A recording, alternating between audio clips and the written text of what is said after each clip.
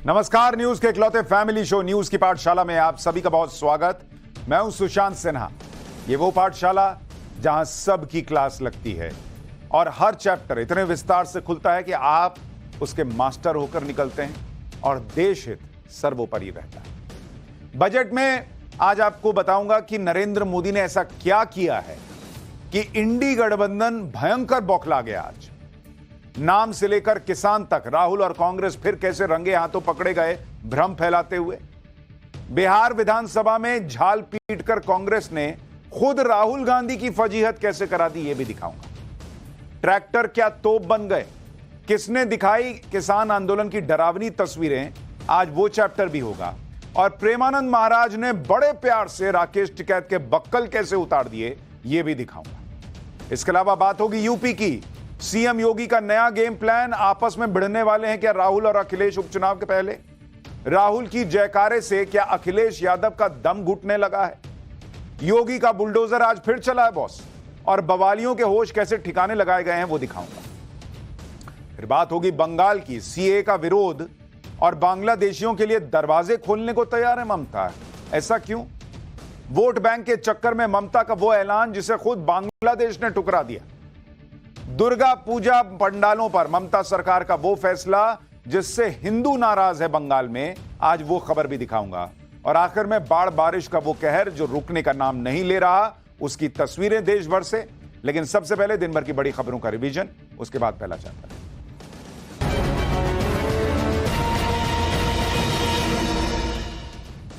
पटना में विशेष राज्य का दर्जा और बेरोजगारी के मुद्दों पर यूथ कांग्रेस के कार्यकर्ताओं ने जोरदार प्रदर्शन किया। इस दौरान पुलिस और प्रदर्शनकारियों के बीच जोरदार झड़प भी हुई, जिसमें कांग्रेस के कई कार्यकर्ता घायल हो गए। वहीं पुलिस वालों के सिर भी फूटे। प्रदर्शनकारी विधानसभा का घेराव करने की कोशिश कर रहे थे, लेकिन पुलिस ने उन्हें पहले ही रोक दिया। मध्य प्रदेश के ग्वालियर में एक युवक बीच सड़क पर स्कूटी में तोड़फोड़ करता नजर आया। युवक ने एक बड़े हथौड़े से ताबड़तोड़ वार करके स्कूटी को चकनाचूर कर दिया।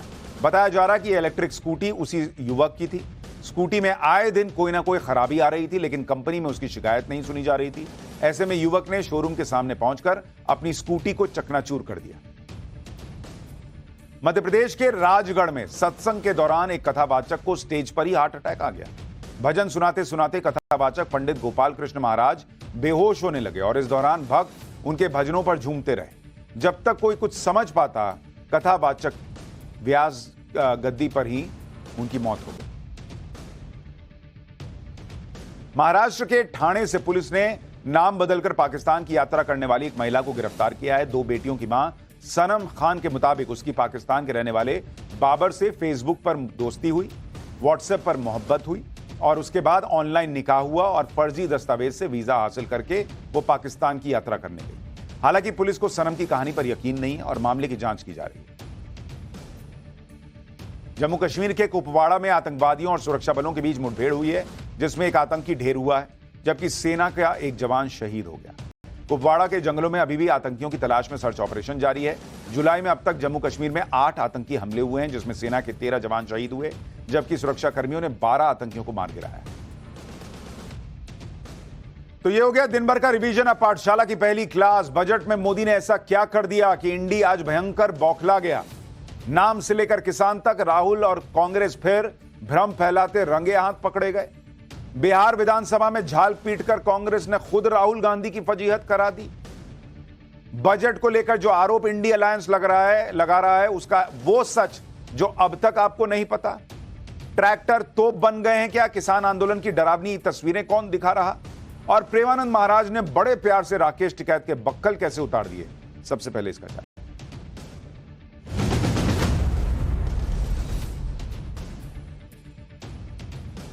किसी भी लोकतंत्र में विपक्ष का संख्या बल अगर बढ़ता है, मतलब उसके नंबर बढ़ते हैं सदन में, तो माना जाता है कि आम आदमी के मुद्दे अब संसद में ज्यादा उठेंगे।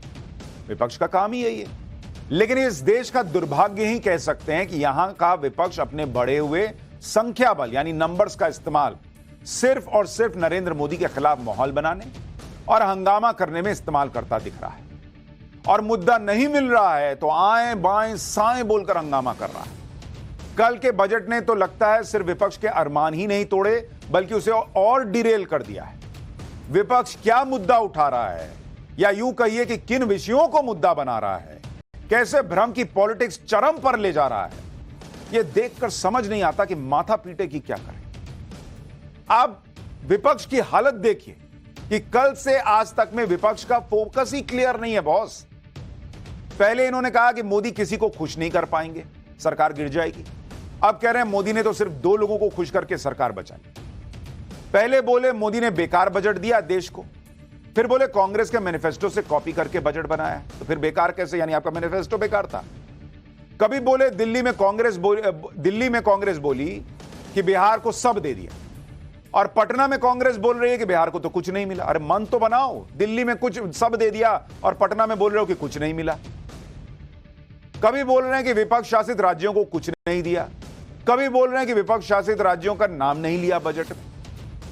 मतलब 3 इडियट फिल्म का वो प्रोफेसर नहीं था जो पूछता है कि कहना क्या चाहते हो, वही वाला हाल पब्लिक को लग रहा है इन लोगों का कि क्या कहना चाह रहे हो भाई। इंडी गठबंधन के विरोध का लेवल देखिए कि अब विरोध इस बात का कर रहे हैं ये लोग कि बजट में किस किस राज्य का नाम नहीं लिया। मतलब ऐसा लग रहा है कि ये विपक्ष के नेता नहीं बल्कि बारात में शामिल वो फूफा हैं जो इस बात पे नाराज हो गए कि शादी के कार्ड में उनका नाम क्यों नहीं लिखा गया। ये तो लिख दिया गया शादी के कार्ड में कि मेरे मामा की शादी में जलूल जलूल आना, लेकिन मेरा नाम नहीं लिखा, इसी पे नाराज है। और ये वही लोग हैं जो अभी यूपी में नाम पूछे जाने का विरोध कर रहे थे। तब इनको नाम नहीं, काम से मतलब था कि नाम क्या जानना है जी, कांवड़िए को बोलो जहां मन वहां बैठ के खाए। आज इनको नाम की इतनी चिंता हो गई कि राज्य में सारी योजनाएं लागू भी हो रही हैं, तो भी हंगामा इस बात पर है कि बजट में हमारा नाम क्यों नहीं लिया हमारे राज्य का। खैर, नाम नहीं लेने वाले आरोप का भी पूरा सच बताऊंगा। इनके राज्यों को कुछ नहीं दिया, 2 राज्यों को सब दे दिया, इसका भी फैक्ट्स के साथ अभी सच बताऊंगा। लेकिन पहले देख लीजिए कि आज संसद में कैसे हंगामा हुआ। बजट का विरोध करते हुए इंडी गठबंधन के नेताओं ने संसद परिसर में प्रदर्शन किया। राहुल गांधी, सोनिया गांधी सब पहुंचे हुए थे, अलग अलग राज्यों के सांसद रहे। इंडी गठबंधन ने नरेंद्र मोदी की सरकार के खिलाफ प्रदर्शन किया और नारे लगाए। एक बार बजट के खिलाफ जो ये प्रदर्शन हुआ है वो भी देख लीजिए, फिर बताता हूं कि संसद के अंदर क्या हुआ आज।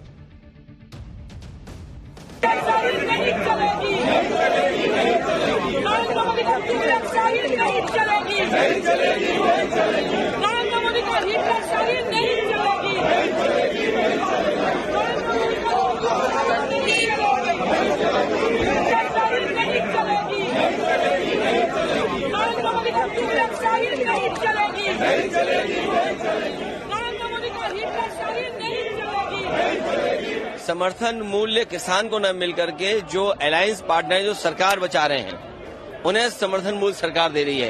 ये तो अखबारों में भी छपा है। आप पहले बेरोजगार करते हैं, बेरोजगारी बढ़ाते हैं और उसके बाद ऐसी आधी अधूरी नौकरी लाते हैं जिससे किसी नौजवान का भविष्य बनने वाला नहीं है। डिमांड तो आपने देखा है, ये देश का बजट नहीं है, बजट देश का होता है।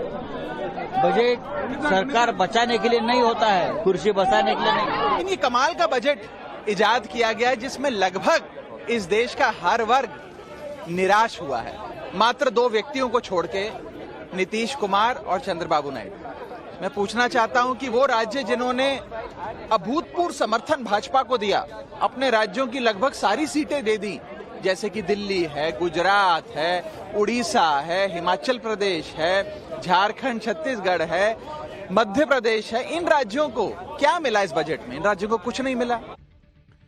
अभी आपको जब फैक्ट्स बताऊंगा तो आपके मन में भी सवाल आएगा कि बॉस, इस देश का विपक्ष किस लेवल पे जा रहा है। ये लोग सच बोलेंगे कभी या नहीं बोलेंगे। लेकिन पहले यह देखिए कि इंडी गठबंधन ने आज संसद परिसर के गेट पे प्रदर्शन किया, जिसकी वजह से विवाद भी हो गया। कई सांसदों ने लोकसभा स्पीकर से इस बात की शिकायत की, कहा कि ये लोग मुख्य दरवाजे पे सांसदों को रोक रहे हैं। भाई, लोकसभा स्पीकर ने इस बात पे नाराजगी भी जताई, कहा कि यह विरोध नियोजित तरीके से किया जा रहा है। उन्होंने कहा कि कुछ सांसदों ने उन्हें लिखित में बताया कि संसद के मुख्य द्वार पर प्रदर्शन कर रहे विपक्षी सांसदों ने उन्हें अंदर आने से रोका। इस पर संसदीय कार्य मंत्री किरेन रिजिजू ने भी कहा कि उनसे भी कुछ सांसदों ने इसी प्रकार की शिकायत की है। विरोध का यह तरीका सही नहीं।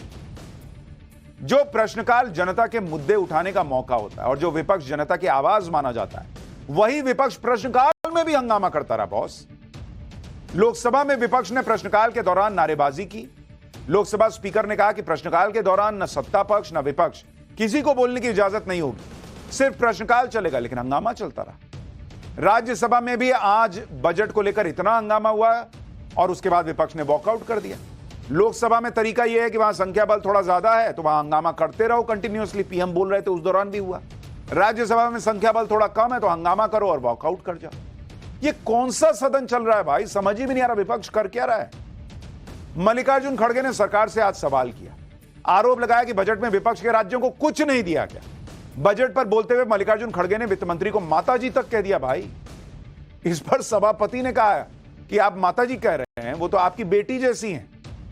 देखिए राज्यसभा में क्या हुआ है। बजट में किसी स्टेट को कुछ नहीं मिला और सबके थाली खाली और दो के थाली में पकोड़ा और ये अपना मान्य खड़गे जिलेबी। एक सेकंड, हमारी तो अपेक्षा ऐसी थी सबसे ज्यादा मुझे ही मिलेगा, लेकिन इतना हमको तो कुछ नहीं मिला, तो इसका तो हम कंडम करेंगे, प्रोटेस्ट करेंगे और सारे इंडिया पार्टी अलायंस सारे कन्याकुमारी से लेकर कश्मीर तक नहीं, मैं बोल देता हूँ, उन्होंने तो बोलने में माताजी बोलने में तो एक्सपर्ट है मुझे मालूम है, तो उसी लिए माताजी नहीं आपकी बेटी के बराबर हैं। मैं अपनी बात रख रहा हूँ। तो खड़गे साहब ने निर्मला सीतारमण को माताजी बोल दी। इंडी गठबंधन बजट को लेकर जो पॉलिटिक्स कर रहा है ना बॉस, उसमें अब नाम पर भी सियासत शुरू हो गई। जैसे राजस्थान के पूर्व सीएम अशोक गहलोत ने कहा कि पूरे बजट में राजस्थान का नाम तक नहीं आया। शिवसेना उद्धव ठाकरे गुट के नेता आदित्य ठाकरे ने पूछा कि क्या बजट में एक बार भी महाराष्ट्र का जिक्र हुआ है। समाजवादी पार्टी के नेता रामगोपाल यादव ने कहा कि उत्तर प्रदेश को कुछ देने की बात तो भूल जाइए, बजट में नाम भी नहीं लिया गया। तो कुल मिलाकर विपक्ष की तरफ से ये आरोप भी लगाए जा रहे हैं कि बजट भाषण में उनके राज्यों के नाम तक नहीं लिए गए। कांग्रेस नेता केसी वेणुगोपाल को सुनिए कि वो क्या कह रहे हैं, फिर वित्त मंत्री का जवाब बताऊंगा और फैक्ट्स दिखाऊंगा। In her entire 1 hour and 40 minutes budget speech, he has not even spelled some of the major states, including Maharashtra, Haryana, Jharkhand, Uttar Pradesh. That is why we are mentioning that. Congress नेता केसी वेणुगोपाल ने जिन राज्यों के नाम लिए उनमें से ज्यादातर में बीजेपी या बीजेपी गठबंधन की सरकार है, लेकिन वो राज्य तो कोई विरोध नहीं कर रहा है, लेकिन कांग्रेस अपनी अजब पॉलिटिक्स खेल रही है। इसी पर आज राज्यसभा में वित्त मंत्री ने विपक्ष के आरोपों का जवाब दिया, लेकिन जब वित्त मंत्री ने जवाब देना शुरू किया तो विपक्ष ने शेम शेम के नारे लगाते हुए वॉकआउट कर दिया। ना इनको प्रधानमंत्री का भाषण सुनना है, ना इनको वित्त मंत्री का जवाब सुनना है। ये सिर्फ सदन में आएंगे, ये बोलेंगे, ये जो हंगामा करना चाहें करेंगे और उसके बाद चले जाएंगे। तो किस बात का सवाल पूछते हो आप बॉस, जब आपको जवाब ही नहीं सुनना है? कौन बात का सवाल पूछते हो जब आपको वॉकआउट कर जाना है? सुन तो लेते जवाब क्या दे रही हैं। वित्त मंत्री ने कहा कि विपक्ष में सच सुनने की हिम्मत ही नहीं है। उन्होंने तो अभी बोलना भी शुरू नहीं किया, उससे पहले ही विपक्ष सदन छोड़कर भाग रहा है। सुनिए राज्यसभा में क्या बोला वित्त मंत्री ने। Sir, thank you for giving me an opportunity to respond. Much before I respond, they would like to make a lot of noise and go away. In the true spirit of democracy, they don't even want.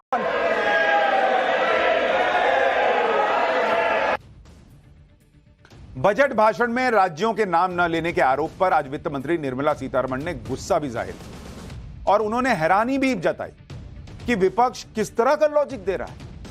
वित्त मंत्री ने विपक्ष को challenge दिया कि वो अपने budget भाषण निकाल लें। क्या वो सारे राज्यों के नाम लेते थे जब वो बजट पेश करते थे? एक बार सुनिए वित्त मंत्री। This is a deliberate attempt of the opposition parties led by the Congress party to give an impression to the people, oh, nothing has been given to our states, it's only been given to 2 states.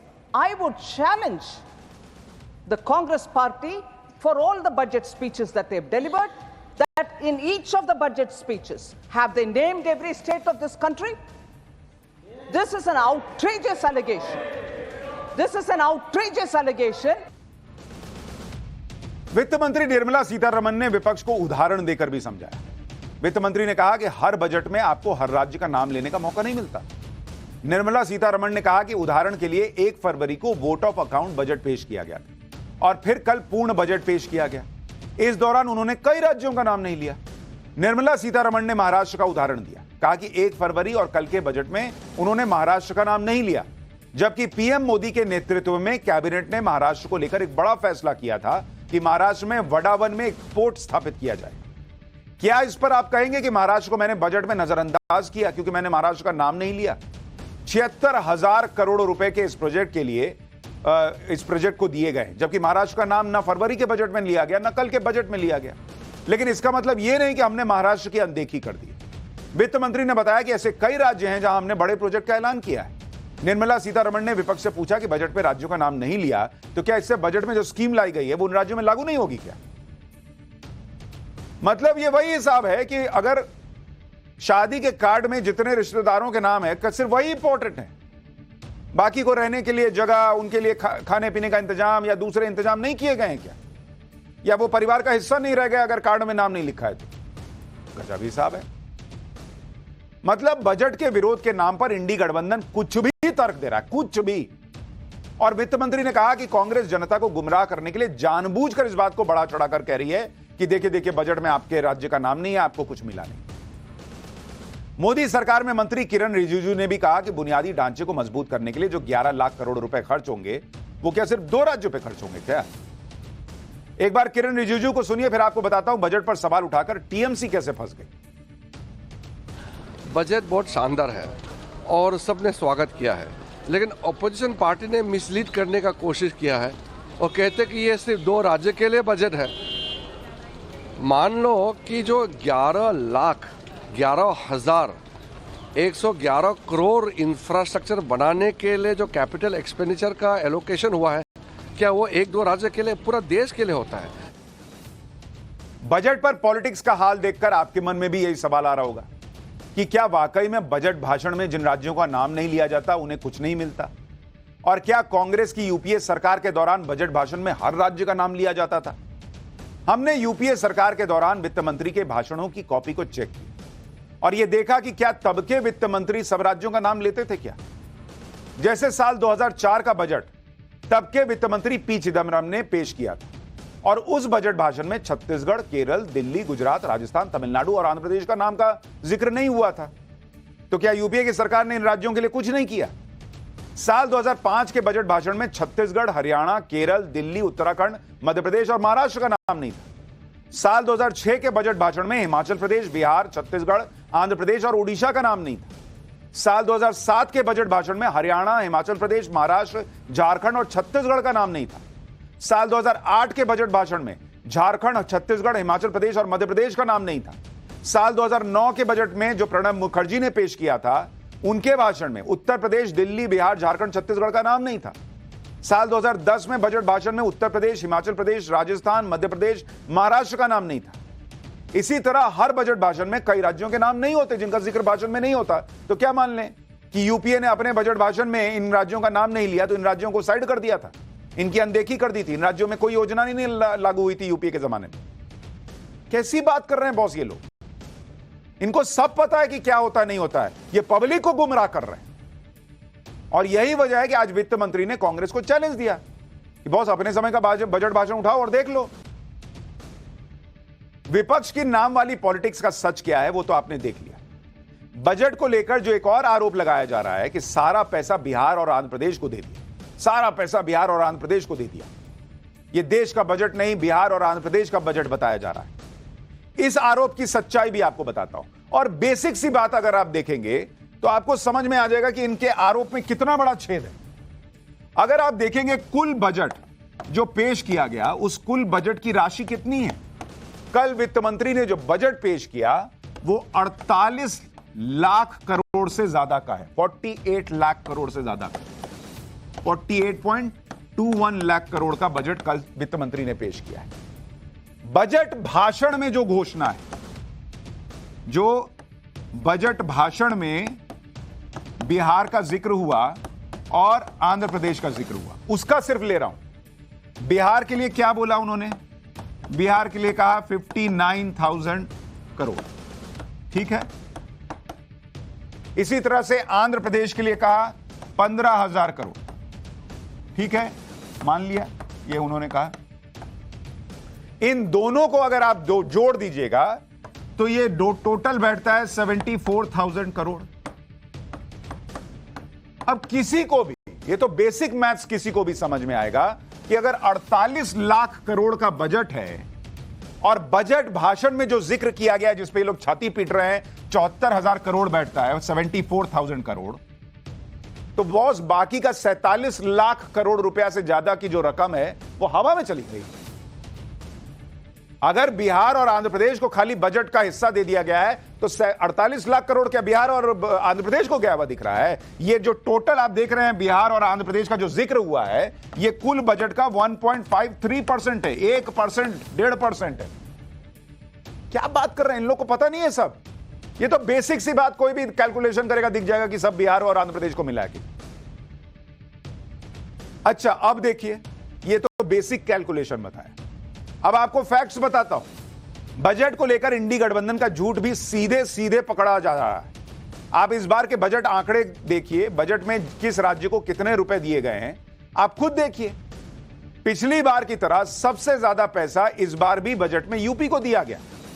UP को इस बार के budget में 2,23,000 करोड़ रुपए का fund मिलेगा। तो जो अखिलेश यादव कह रहे हैं कि यूपी का नाम तो छोड़िए, यूपी को पैसा ढेले भर का नहीं मिला, राम गोपाल यादव कह रहे हैं कि कुछ नहीं मिला, 2,23,000 करोड़ रुपए यूपी को मिले। और चूंकि यूपी सबसे बड़ा राज्य है भाई, उसको मिल रहा है, इतनी आबादी है तो उसको ही नहीं मिलेगा और किसको मिलेगा? दूसरे नंबर पर बिहार है जिसे 1,25,444 करोड़ रुपए मिले। यानी बजट भाषण में जो घोषणा थी उसके अलावा भी पैसा बिहार को मिला है। तो विपक्ष इसका मतलब ठीक से छाती पीट नहीं रहा है, वहां भी उनका होमवर्क कमजोर है। तीसरे नंबर पर मध्य प्रदेश है जिसे 97,906 करोड़ रुपए मिले हैं। चौथे नंबर पर सबसे ज्यादा बजट उस पश्चिम बंगाल को दिया गया है जिसके लोग कह रहे हैं कि बंगाल को कुछ नहीं मिला। बंगाल को इस बार के बजट में 93,827 करोड़ रुपए दिए गए। पांचवें नंबर पर महाराष्ट्र को 78,786 करोड़ रुपए दिए गए हैं, जिसके लिए उद्धव ठाकरे के बेटे और उनकी पार्टी के नेता संजय राउत कह रहे थे कि महाराष्ट्र को कुछ नहीं मिला। छठे नंबर पर राजस्थान को 75,156 करोड़ रुपए मिले हैं। सातवें नंबर पर ओडिशा को 56,476 करोड़ रुपए मिले हैं। आठवें नंबर पर तमिलनाडु को, जहां पर बीजेपी की सरकार नहीं है, उसे 50,873 करोड़ रुपए मिले। नौवें नंबर पर जाकर आंध्र प्रदेश का नंबर आ रहा है, जिसको कह रहे हैं कि भाई ये तो बिहार और आंध्र प्रदेश की सरकार चल रही है। आंध्र प्रदेश 9वें नंबर पर है, उसे 50,474 करोड़ रुपए मिले। और 10वें नंबर पर कांग्रेस शासित कर्नाटक है जिसे 45,485 करोड़ रुपए दिए गए। यानी टॉप 10 में कांग्रेस शासित राज्य भी हैं, ममता बनर्जी का बंगाल भी है। और 11वें नंबर पर वो गुजरात है जिसे नरेंद्र मोदी का गृह प्रदेश बताया जाता है और है भी, उसे 43,378 करोड़ रुपए मिले। यानी अगर नरेंद्र मोदी फेवर कर रहे होते तो गुजरात को कर्नाटक से ज्यादा देते ना, कर्नाटक में तो कांग्रेस की सरकार है। इसके अलावा दिल्ली, पुडुचेरी और जम्मू कश्मीर जैसे केंद्र शासित प्रदेशों को कुल मिलाकर 58,000 करोड़ रुपए दिए गए। तो जो दिल्ली वाले भाई साहब लोग कह रहे हैं कि दिल्ली को कुछ नहीं मिला, दिल्ली को कुछ नहीं मिला, दिल्ली को भी मिला है। और आप ये मत सोचिए कि इन लोगों को ये सब बातें पता नहीं है, ये फैक्ट्स पता नहीं है। इनमें से ज्यादातर नेता ऐसे हैं जो केंद्र में सरकार का हिस्सा रहे हैं। इनको सब पता है बॉस कि पैसा हर राज्य को मिला है। इनको सब पता है बॉस कि हर बजट भाषण में सारे राज्यों का नाम नहीं आता। लेकिन बावजूद इसके ये लोग ये माहौल अगर बना रहे हैं, ये झूठ और भ्रम फैला रहे हैं, इसका मतलब ये है कि ये बजट ऐसा है कि इन लोगों को विरोध करने का कोई कायदे की वजह नहीं मिल रही, इसलिए आए बाएं साएं आरोप लगा रहे हैं। अच्छा, बजट में राज्यों को किस तरह और कितना फंड मिलता है उसकी तुलना करके आपको दिखाता हूं यूपीए और एनडीए का। बजट में जो फंड मिलता है जरा उसका हिसाब देख लीजिए आप, किसको कितना मिलता है।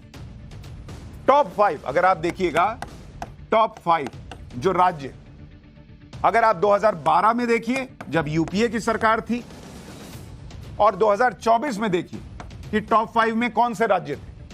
नंबर 1 2012 में तब भी उत्तर प्रदेश था। क्यों दे रहे थे बॉस? उसके बाद बिहार, तब भी बिहार नंबर 2 पे था। नंबर 3 पर था बंगाल, चौथे पर मध्य प्रदेश और पांचवें पे आंध्र प्रदेश था। अब जरा 2024 के टॉप 5 राज्य देखते हैं जिन्हें फंड एलोकेट हुआ है। नंबर 1 पर फिर यूपी है। तो बॉस, आपने और उनमें क्या फर्क है? बड़ा राज्य है, आपने दिया, इन्होंने भी दिया। नंबर 2 पर आपके समय भी बिहार था, इस समय भी बिहार है, तो क्या बिहार के लिए अलग कर दिया भाई? नंबर 3 पर मध्य प्रदेश है।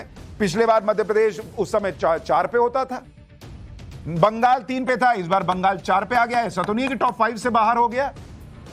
और 5वें नंबर पर इस बार महाराष्ट्र है। और जिस आंध्र प्रदेश को लेकर इतना हंगामा हो रहा है, जिसे आपने 5वें नंबर पर सबसे ज्यादा बजट दे रखा था यूपीए के जमाने में, वो आंध्र प्रदेश इस बार 9वें नंबर पर है बॉस, 9th नंबर पे। तो कैसे नरेंद्र मोदी ने सब बिहार और आंध्र प्रदेश को दे दिया? आप आंध्र प्रदेश को 5वें नंबर पे सबसे ज्यादा पैसा देते थे, नरेंद्र मोदी ने 9वें नंबर पे दिया है। तो ये कैसे मजबूरी की सरकार चल रही है? मजबूरी का बजट है, गठबंधन वाला बजट है, सरकार बचाने वाला बजट है। आपने बिहार को नंबर 2 पर सबसे ज्यादा पैसा दिया, नरेंद्र मोदी ने बिहार को सबसे ज्यादा नंबर 2 पर पैसा दिया सरकार ने बजट में। मैं कह रहा हूं ना, इन लोगों को सब पता है, लेकिन आखिरी बार कब सच बोलकर नरेंद्र मोदी का ये लोग विरोध किए थे, याद नहीं आता।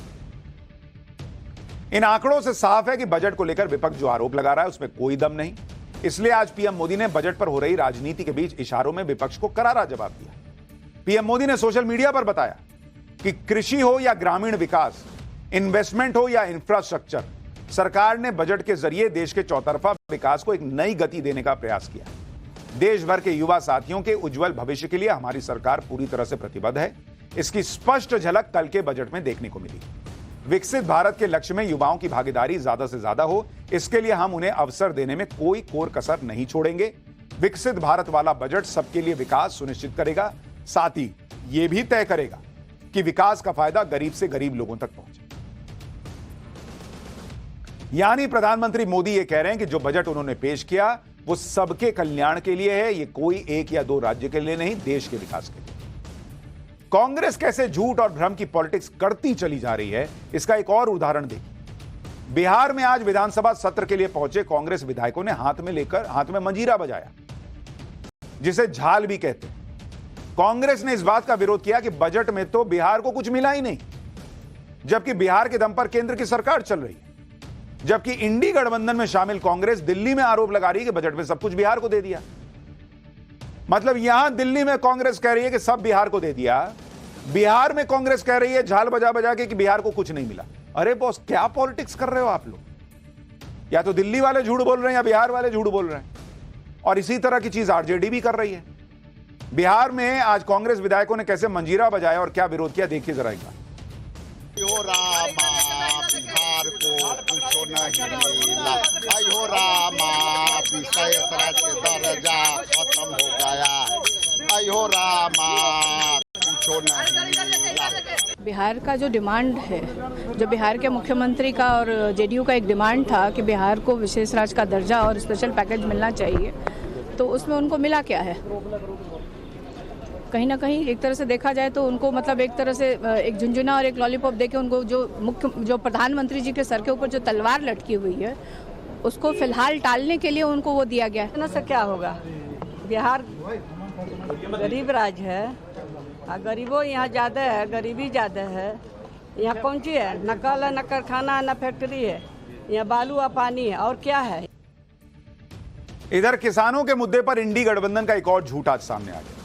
आज कुछ किसान नेताओं को कांग्रेस सांसद और नेता प्रतिपक्ष राहुल गांधी ने मिलने के लिए बुलाया था। संसद में राहुल गांधी के दफ्तर में यह मुलाकात होनी थी, लेकिन किसानों से मुलाकात होने से पहले ही राहुल गांधी ने केंद्र सरकार पर आरोप लगा दिया कि प्रधानमंत्री किसानों को संसद आने से रोक रहे हैं। सुनिए राहुल गांधी को, फिर इस आरोप की भी सच्चाई बताऊंगा। हमने यहाँ इनवाइट किया था अपने ऑफिस में मिलने के लिए, तो यहाँ कहा गया है कि उनको अंदर नहीं आने देंगे, शायद क्योंकि वो किसान हैं इसलिए यहाँ अंदर अलाउ नहीं कर रहे हैं। तो बाहर मिल लेंगे। कोई वजह आपको बताई गई? ये आप प्राइम मिनिस्टर से पूछिए। अब इस देश में यही काम रह गया, ये बोलें कुछ भी और उसके बाद फैक्ट बताते चलिए। राहुल गांधी कह रहे हैं कि किसान होने की वजह से प्रधानमंत्री उन्हें संसद नहीं जाने दे रहे। राहुल का यह आरोप कितना सही और कितना गलत है वो आप तस्वीर में देख लीजिए। यह तस्वीर है राहुल गांधी और किसानों के बीच मुलाकात की, और यह मुलाकात संसद के अंदर हुई। ये बात खुद किसानों ने बताई। जब किसान संसद भवन पहुंचे तो सभी का पास बनाया गया और उसके बाद अंदर जाने दिया गया। आपको किसानों का बनाया हुआ वीडियो दिखाता हूं जिसमें किसान खुद सारी सच्चाई बता रहे हैं और राहुल गांधी के आरोप की पोल खोल रहे हैं। हम लोग यहाँ अंदर आ गए, पार्लियामेंट के यहाँ सभी लीडर हैं, तो इधर भी आप देख सकते हैं लीडर्स हैं। तो हमारे पास बन रहे हैं, तो हम मुलाकात के लिए जा रहे हैं राहुल गांधी जी से। बस क्या इस तरह की पॉलिटिक्स चलेगी अब अगले साल, अगले 5 साल? झूठ बोलो, भ्रम फैलाओ हर चीज में। यानी यहां भी राहुल गांधी का नैरेटिव फेक दिख रहा है। हर बात को सीधे प्रधानमंत्री से जोड़ देना है। अजब ही चीज चल रही है। शायद राहुल गांधी को लगता है कि प्रधानमंत्री मोदी दिन भर यही देखते हैं कि कौन संसद में आ रहा है, कौन किससे मिलने जा रहा है। अरे प्रोटोकॉल होता है बॉस, उसी हिसाब से चलेगा, आपके हिसाब से तो नहीं चलेगा ना। अच्छा, बाद में खुद कह रहे हैं कि कुछ टेक्निकल इशू हो सकता है, इस वजह से जो है वो दिल मिलने में देरी। सुनिए राहुल गांधी। आप हमेशा से किसान और यूथ की आवाज उठाते रहे, लगता है आपको कि ये एक रोकने की कोशिश की जा रही है आपकी मांग को? नहीं, टेक्निकल इशू भी हो सकता है, पता नहीं। किसानों से मुलाकात के बाद राहुल गांधी ने फिर से एमएसपी का मुद्दा उठा दिया। राहुल गांधी ने कहा कि एमएसपी पर कानूनी गारंटी मिल सकती है और कहा कि वो इस मुद्दे पर इंडी गठबंधन के बाकी दलों से चर्चा करेंगे। यानी अभी तक इंडी गठबंधन के दलों से लीगल गारंटी के साथ एमएसपी देने पर कोई चर्चा तक नहीं की गई। जबकि चुनाव से पहले राहुल गांधी कहा करते थे कि सरकार बनने पर लीगल गारंटी के साथ एमएसपी लागू कर देंगे, और अब चर्चा करने की बात कर रहे हैं। सुनिए राहुल गांधी को, फिर बताऊंगा कि हरियाणा के शंभू बॉर्डर को खोलने को लेकर सुप्रीम कोर्ट ने क्या बड़ी बात कह दी। कांग्रेस पार्टी अथवा जितने भी इंडिया गठजोड़ के घटक है, इन्होंने विश्वास दिलाया कि हम सबसे बात करके जो किसानों और खेत मजदूरों के मुद्दे हैं देश की पार्लियामेंट में, हम ज्यादा महत्वता देकर उसको पूरा कराने की कोशिश करेंगे। इधर किसान नेता राहुल गांधी से मुलाकात कर रहे हैं, उधर हरियाणा के शंभू बॉर्डर पर किसानों ने आंदोलन की पूरी तैयारी कर ली है। पंजाब और हरियाणा के बीच शंभू बॉर्डर 13 फरवरी से बंद। किसानों ने ऐलान किया है कि जब शंभू बॉर्डर खुलेगा तो वो फिर से दिल्ली कूच करेंगे। 10 जुलाई को पंजाब और हरियाणा हाईकोर्ट ने शंभू बॉर्डर खोलने का आदेश दिया था, जिसके खिलाफ हरियाणा सरकार ने सुप्रीम कोर्ट में अपील की। आज सुप्रीम कोर्ट में इस मामले पर सुनवाई हुई। हरियाणा सरकार की तरफ से सॉलिसिटर जनरल तुषार मेहता ने कहा कि लोगों को हो रही असुविधा का हमें ध्यान है, लेकिन बॉर्डर के दूसरी तरफ पंजाब में सैकड़ों बख्तरबंद ट्रैक्टर ट्रॉली मौजूद हैं जो दिल्ली जाने के लिए तैयार है। सुप्रीम कोर्ट ने कहा कि क्या अगर वो बिना ट्रैक्टर के दिल्ली आते हैं तो आपने क्या उनसे बात करने की कोशिश की? क्या आपने उनके भरोसे को जीतने की कोशिश की? अगर आप बात करने के लिए मंत्री भेजते हैं तो किसान समझेंगे कि वो सरकार का पक्ष रख रहे हैं, किसी दूसरे को भेजने की क्यों नहीं सोच रहे? इस पर सॉलिसिटर जनरल तुषार मेहता ने कहा कि हम इस सुझाव को सरकार के सामने रखेंगे। सुप्रीम कोर्ट ने कहा कि आपको एक ऐसा व्यक्ति भेजना होगा जिस पर दोनों पक्ष भरोसा कर सकें। आप नेशनल हाईवे को कब तक बंद रख सकते हैं? एसजी तुषार मेहता ने कहा कि किसान दिल्ली आए, इससे सरकार को कोई आपत्ति नहीं है, लेकिन टैंक, क्रेन और जेसीबी के साथ आने से परेशानी होती है। 500-600 से ज्यादा गाड़ियां जिन्हें बख्तरबंद टैंक जैसा बना लिया है, बॉर्डर पर हैं। ये कोर्ट को बताया है तुषार मेहता ने। अगर उन्हें दिल्ली जाने की अनुमति दी गई तो कानून और व्यवस्था की स्थिति जो है वो पैदा हो सकती है। सुप्रीम कोर्ट ने पूछा कि क्या सरकार की तरफ से पंजाब या हरियाणा का कोई कृषि एक्सपर्ट भेजा जा सकता है? एसजी तुषार मेहता ने कहा कि इसके बारे में अदालत को सूचित किया जाएगा। तो ये सारी बातें आज कोर्ट में हुई हैं, लेकिन सरकार की तरफ से पेश वकील कह रहे हैं कि भैया वहां पर स्थिति जो है वो अच्छी नहीं दिख रही, वहां पर अजीब अजीब तैयारियां हो रखी हैं। अच्छा, शंभू बॉर्डर की लेटेस्ट तस्वीरें भी देखिए। सुप्रीम कोर्ट में सुनवाई के दौरान शंभू बॉर्डर पर जमा किसानों और ट्रैक्टर ट्रॉली का जिक्र हुआ था। ये तस्वीरें आप देखिए, लाइन से ट्रैक्टर खड़े हैं, ट्रॉलियां खड़ी हैं, किसानों ने ट्रैक्टर ट्रॉली को ही घर बना लिया है। बॉर्डर तो फिलहाल खुल नहीं रहा, फिर भी किसान पूरी तैयारी के साथ यहां जमे हुए। कुछ ट्रैक्टर ट्रॉलियों में एसी और कूलर लगे हुए हैं, यानी हर मौसम का सामना करने के लिए किसान तैयारी करके बैठे हैं। किसानों का कहना है कि 1 साल का राशन लेकर वो शंभू बॉर्डर पर पहुंचे हुए। कुछ ट्रैक्टर को मॉडिफाई करके कमरे की शक्ल दे दी गई है। मजबूती के लिए चारों तरफ मेटल शीट लगा दी गई है। इसी से आप समझ सकते हैं कि किसानों ने कितनी पुख्ता तैयारी कर रखी है। हालांकि हमारे रिपोर्टर जो गए उन्हें बहुत ज्यादा अंदर तक जाने नहीं दिया गया और उन्हें रोक दिया गया। एक बार देखिए वहां से रिपोर्ट। सुप्रीम कोर्ट में हरियाणा सरकार की तरफ से सॉलिसिटर जनरल तुषार मेहता ने कहा कि बॉर्डर खोलने में कोई आपत्ति नहीं है, लेकिन बॉर्डर की दूसरी तरफ करीब 500 ट्रैक्टर ट्रॉली खड़े हुए हैं और बख्तरबंद ट्रैक्टर ट्रॉली हैं, वॉर टैंक की तरह बनाए गए हैं। तो ग्राउंड रियलिटी क्या है, हकीकत क्या है, ये देखने के लिए हम शंभू बॉर्डर पर पहुंचे। तो आप देखिए ट्रैक्टर यहाँ जरूर खड़े हैं, बड़ी संख्या में खड़े हैं और इनकी तादाद भी करीब 500 के आसपास बताई जा रही है। में अगली क्लास। उत्तर प्रदेश में उपचुनाव के पहले सीएम योगी का क्या नया प्लान? आपस में भिड़ने वाले हैं राहुल और अखिलेश। राहुल की जयकारे से क्या अखिलेश यादव का दम घुटने लगा है? योगी का बुलडोजर आज फिर चला और कैसे बवालियों के होश ठिकाने लग गए? अब इसका क्या?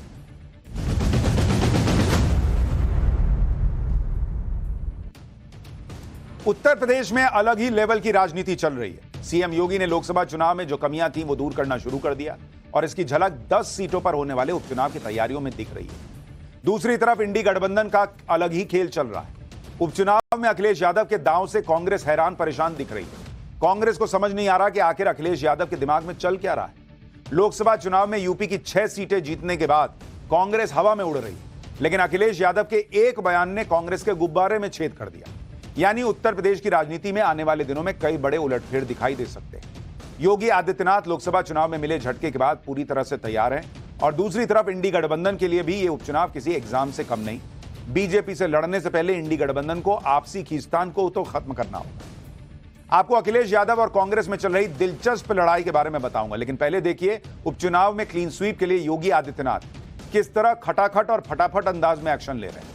लोकसभा चुनाव के नतीजों पर मंथन के बाद जिन वजहों को यूपी में बीजेपी के खराब प्रदर्शन की वजह बताया गया, सीएम योगी उसे सुधारने में जुट गए। 4 जून को लोकसभा चुनाव के नतीजे आने के बाद से यूपी में ब्यूरोक्रेसी के हावी होने की खूब चर्चा हुई। लिहाजा सीएम योगी अब इस सिस्टम को सुधारने की ठान चुके, जिसके लिए योगी आदित्यनाथ राज्य के हर मंडल में जाकर अधिकारियों और जनप्रतिनिधियों के साथ बैठक कर रहे हैं। इन बैठकों से मिली फीडबैक के बाद सीएम योगी ने क्या एक्शन लिया है वो भी देखिए। योगी आदित्यनाथ ने क्लियर कट मैसेज दे दिया कि समस्याओं की सुनवाई में समझौता नहीं होना चाहिए। सीएम ने साफ कर दिया कि एसडीएम और तहसीलदार अपनी ही तहसील में रहकर काम करेंगे। मंडल आयुक्त और जिलाधिकारियों को इस आदेश को सख्ती से लागू करने का निर्देश दिया गया।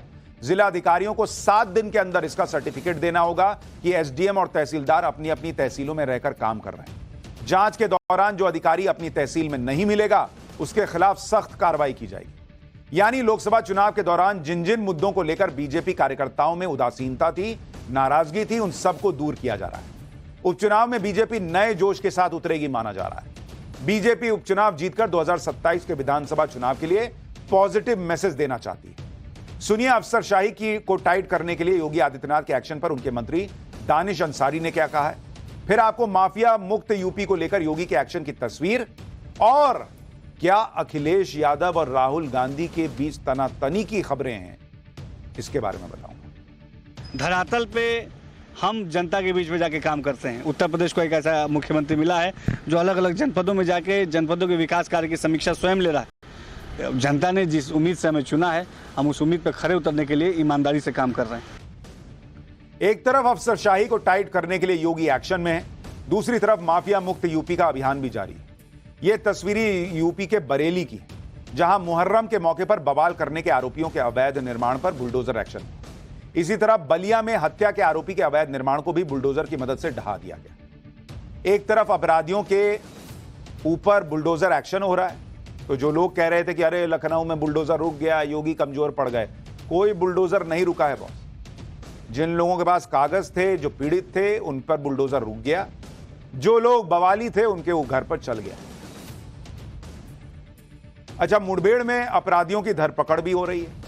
गोंडा में पुलिस ने 25,000 के इनामी बदमाश और हत्या के एक मामले में मुख्य आरोपी को मुठभेड़ के बाद गिरफ्तार कर लिया।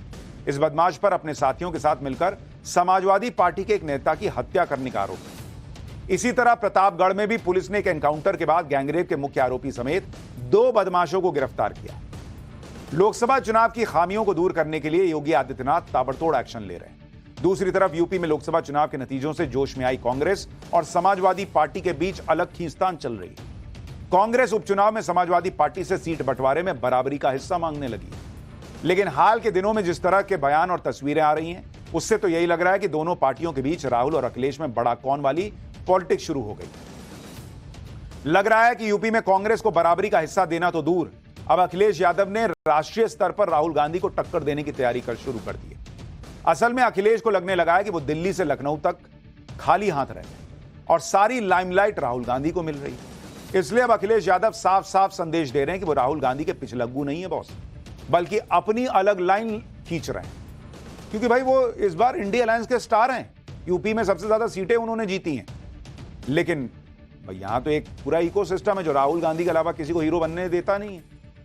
आज अखिलेश यादव आंध्र प्रदेश के पूर्व सीएम जगनमोहन रेड्डी का समर्थन करने दिल्ली के जंतर मंतर पहुंच गए, जो आंध्र प्रदेश की चंद्रबाबू नायडू सरकार के खिलाफ धरना देने पहुंचे।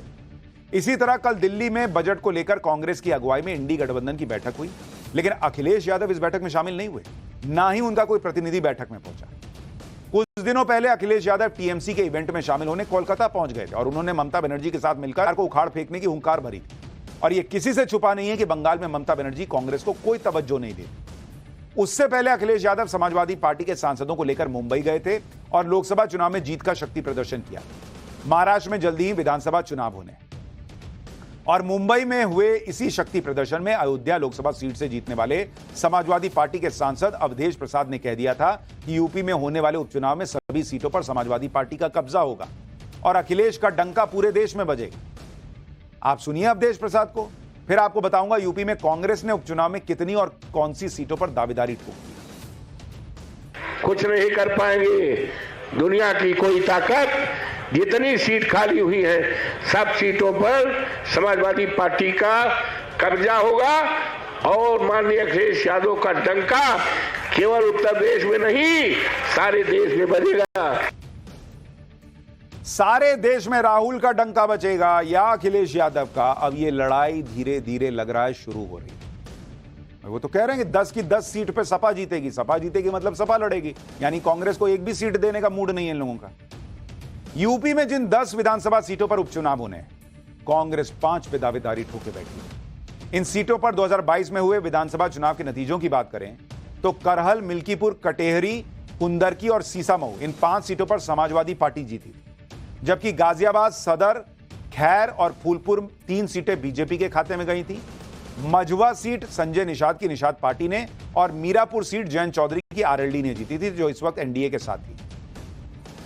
कांग्रेस को कुछ भी नहीं मिला था, लेकिन कांग्रेस का कहना है कि उसे इस बार 5 सीटों पर चुनाव लड़ने का मौका मिले, जिन पर बीजेपी या उसकी सहयोगी पार्टियां जीती थी। यूपी कांग्रेस के अध्यक्ष अजय राय को सुनिए, फिर आपको बताऊंगा कांग्रेस की डिमांड पर अखिलेश यादव ने क्या क्या किया। अजय जी, उपचुनाव को लेकर क्या कुछ चल रहा है? समाजवादी पार्टी और कांग्रेस के बीच में सीट शेयरिंग को लेकर क्या बातें चल रही है? वो हमारे राष्ट्रीय नेतृत्व उस पर बात कर रहा है। हम लोगों ने जो भाजपा की जो 5 सीट गठबंधन की थी वो डिमांड की है, उसको मांगा है और कितनी सीट पर आगे चीजें आएंगी ये राष्ट्रीय नेतृत्व तय करेगा। कहा यह जा रहा है कि महाराष्ट्र और जो हरियाणा का है उसको लेकर भी समाजवादी पार्टी कह रही कि नहीं, हमको वहाँ पे टिकट दिया जाए, फिर उसके बाद हम यहाँ पर। अब अस्तुष जी, वो मैंने कहा ना कि राष्ट्रीय नेतृत्व तय कर रहा है कि कहाँ हरियाणा, पंजाब में कहाँ इनको लड़ना है, महाराष्ट्र में वो तय करेंगे। हम लोग अपनी जो 5 सीट थी बीजेपी और उसी गठबंधन की, उस पर हमने अपना डिमांड किया है और मुझे लगता है कि उसमें से हमें वो सीटें मिल जाएंगी। भले ही कांग्रेस यूपी उपचुनाव में समाजवादी पार्टी से बराबरी का हिस्सा मांग रही है, लेकिन अखिलेश यादव कांग्रेस को एक भी सीट देने के मूड में नहीं दिख रहे। यही नहीं, अखिलेश ने तो इशारों में यह तक कह दिया कि लोकसभा चुनाव में जिन सीटों पर कांग्रेस जीती वो समाजवादी पार्टी के लोगों की वजह से जीती। आप सुनिए अखिलेश यादव को। कभी हम 3 लोकसभा के सांसद थे, हम लोग लड़े, सरकार से नहीं झुके। न केवल हम 37 एमपी जीते हैं, बल्कि कांग्रेस पार्टी को भी 6 एमपी समाजवादी पार्टी के लोगों ने उत्तर प्रदेश में जिताने का काम किया। तो जनता ये देखती है। यानी अखिलेश यादव कांग्रेस और राहुल गांधी को याद दिला रहे हैं कि यूपी में 6 सीट आपने नहीं जीती है, समाजवादी के लोगों ने जिताई है बॉस।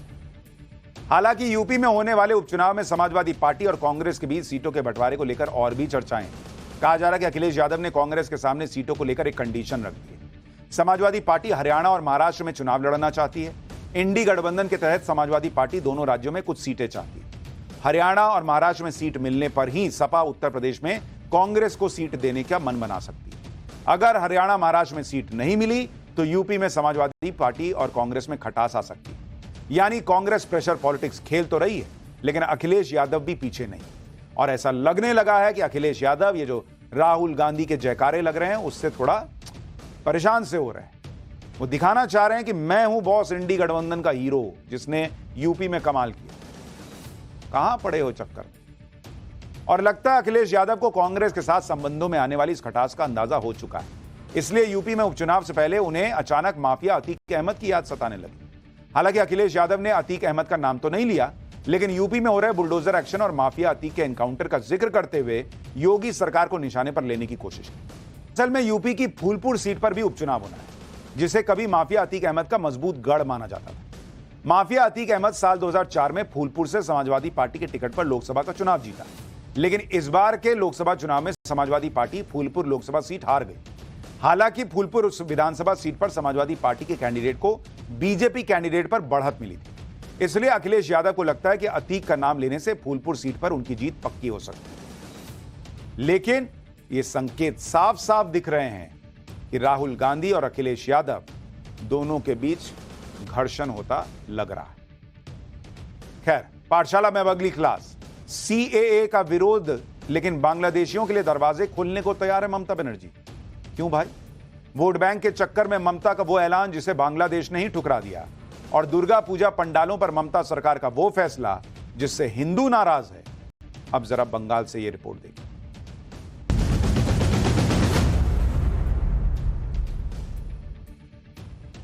पश्चिम बंगाल की मुख्यमंत्री ममता बनर्जी आज अपनी ही तुष्टीकरण वाली पॉलिटिक्स में फंस गए। कुछ दिन पहले उन्होंने मुस्लिम वोटर को खुश करने के चक्कर में यह कह दिया कि पश्चिम बंगाल के दरवाजे बांग्लादेशी मुसलमानों को शरण देने के लिए खुले हैं।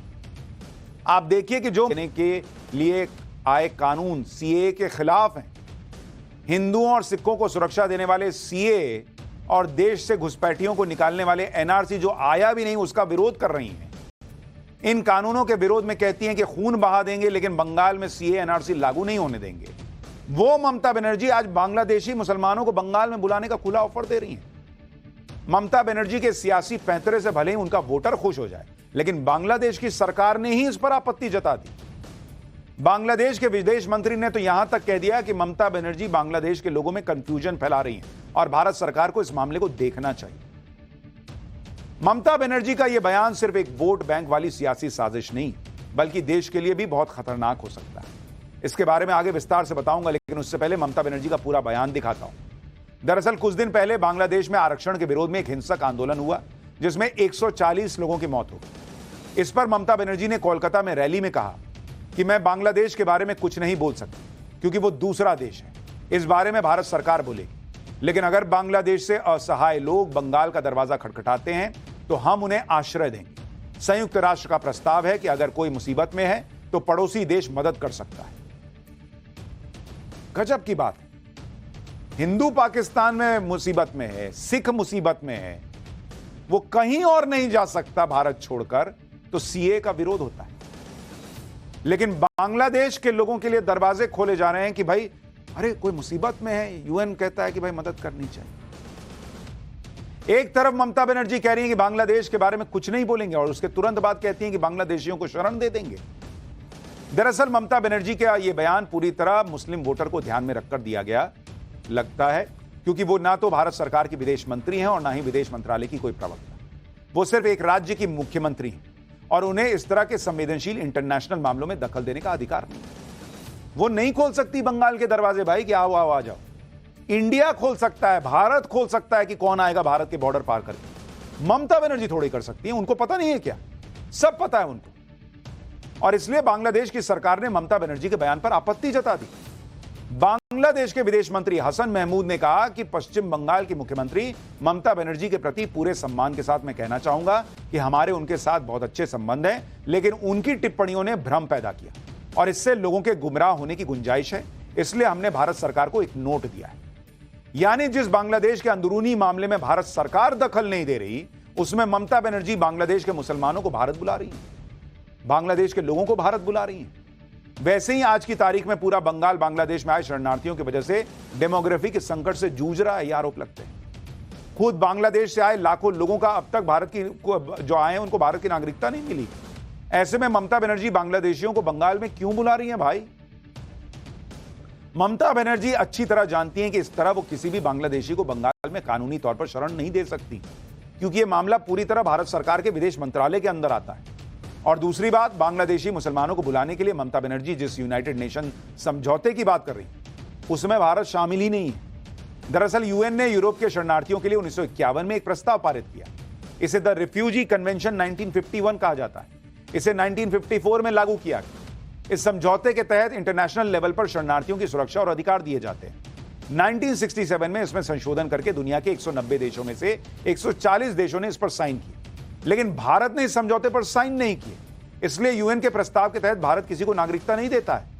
हालांकि भारत में शरणार्थियों को लेकर अपने नियम कानून है, जिसके तहत भारत के लोगों को शरण देने का प्रावधान है भारत में, लेकिन राज्यों के पास किसी भी विदेशी शरणार्थी को स्टेटस देने का या शरण देने का कोई अधिकार नहीं है।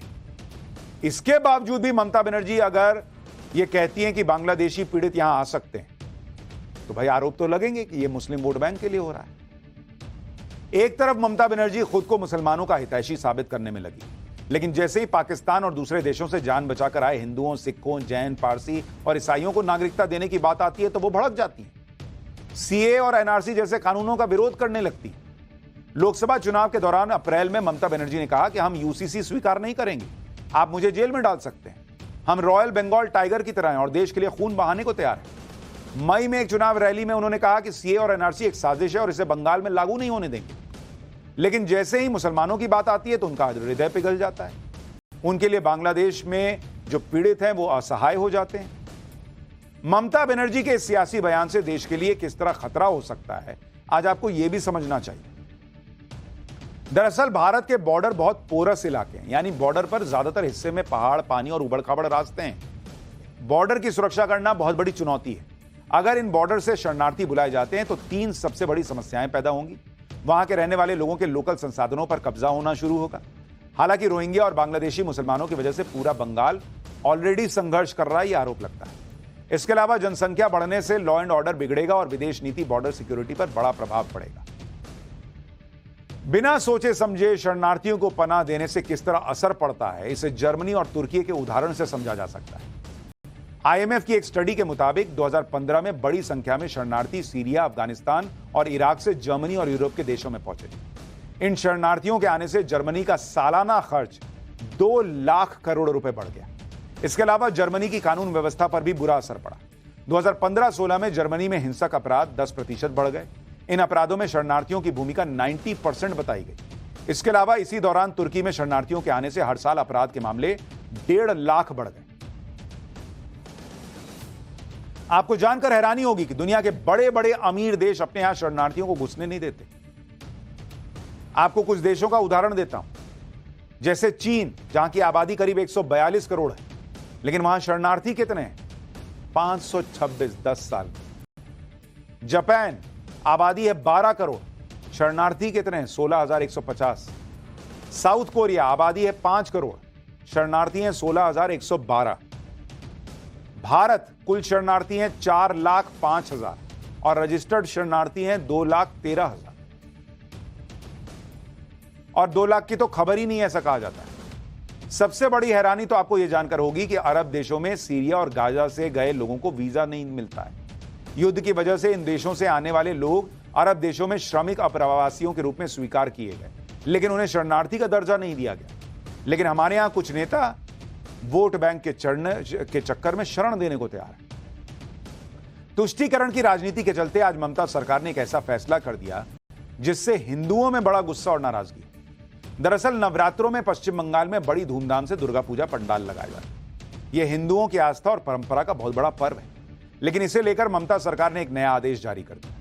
अब पूजा पंडाल बनाने से पहले पुलिस को पंडाल की थीम के बारे में जानकारी देनी होगी, यानी अब पुलिस की मंजूरी के बाद ही थीम पंडाल बनेगा। इसके अलावा पंडाल बनाते वक्त आयोजकों को सभी धर्मों का ध्यान रखना होगा। दरअसल पिछले साल कोलकाता में अयोध्या के राम मंदिर थीम पर पंडाल बनाया गया था, जिससे बंगाल में सियासी बवाल हो गया। इसलिए बीजेपी का आरोप है कि अपने मुस्लिम वोटर को खुश करने के लिए ममता सरकार ऐसे फैसले ले रही है। यह बीजेपी आरोप लगा रही है,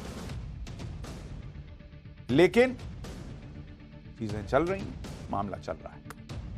बंगाल में शरणार्थियों वाली आफत आएगी या नहीं, यह तो कहा नहीं जा सकता, लेकिन पाठशाला में अब बात आसमानी आफत, बाढ़ बारिश का वो कहर जो रुकने का नाम नहीं ले रहा। देखिए देश में क्या हो रहा है।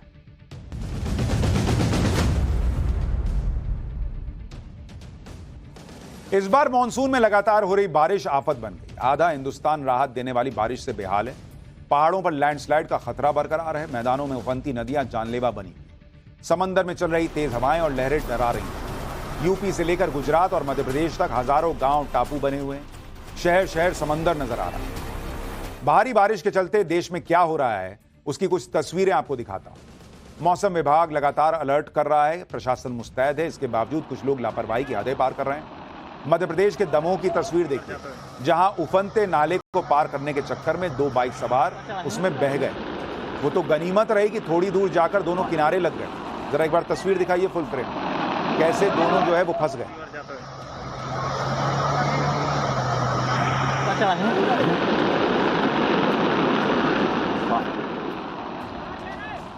कटनी की तस्वीरें देखकर अंदाजा लगाया जा सकता है कि हालात कितने खराब हैं। हर तरफ बाढ़ का पानी नजर आ रहा है, खेत खलियान मकान दुकान सब डूबे नजर आ रहे हैं। बाढ़ से बचने के लिए कई लोगों ने अपने घरों की छतों को ही ठिकाना बना लिया है। इस बीच 2 किसान खतरा भांपने में गलती कर गए और बाढ़ के सैलाब में बहने लगे। किनारे खड़े लोगों से दोनों किसान मदद की गुहार लगाते दिखे, लेकिन सैलाब की रफ्तार के आगे किसी की हिम्मत नहीं हुई। कैसे मदद करने जाएं? कटनी से ही लापरवाही की एक और तस्वीर देखिए। भारी बारिश के बाद कटनी नदी खतरे के निशान से ऊपर बह रही है। पानी पुल के ऊपर तक आ गया, लेकिन इसके बाद भी लोग अपनी जान जोखिम में डालकर इसे पार कर रहे हैं। इस स्थिति में अगर कोई हादसा होता है और लोगों पर आफत आती है तो बताइए क्या होगा। बाढ़ की सबसे बड़ी आपदा इस वक्त गुजरात झेल रहा है और इस आपदा में देवदूत बने हुए हैं रेस्क्यू में लगे जवान। तस्वीरें कच्छ की हैं, जहां लूनी गांव में आई बाढ़ के बाद नदी की तेज धार में 5 लोग फंस गए। सूचना मिलने पर पुलिस वालों ने रात के अंधेरे में ही रेस्क्यू ऑपरेशन चलाया। बोट और रस्सियां लेकर रेस्क्यू टीम कुछ ही देर में गांव तक पहुंची और टॉर्च की रोशनी में सभी 5 लोगों को सुरक्षित बचा लिया। गुजरात में आसमानी आफत सिर्फ इंसानों पर ही नहीं टूटी, जंगली और पालतू जानवरों के लिए भी जान बचाना मुश्किल हो रहा है। नदी में 1-2 नहीं बल्कि 9 भैंसें एक साथ बह गईं। भैंसें वैसे तो पानी में तैर सकती हैं, लेकिन यहां पानी की रफ्तार इतनी ज्यादा थी कि भैंसों की जान नहीं बच पाई। पुल के ऊपर खड़े लोग भी लाचार थे, क्योंकि भैंसों को सैलाब से बाहर निकालना किसी के बस की बात नहीं। तो यह हालत इस वक्त देश में हो रही है।